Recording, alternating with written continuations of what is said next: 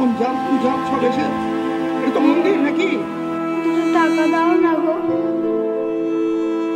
এই বয়সে ভিক্ষে করছিস? শিশু শ্রম আইনত অপরাধ। চ, আমার বাড়ি যাবি? আমি ভাঙবো না।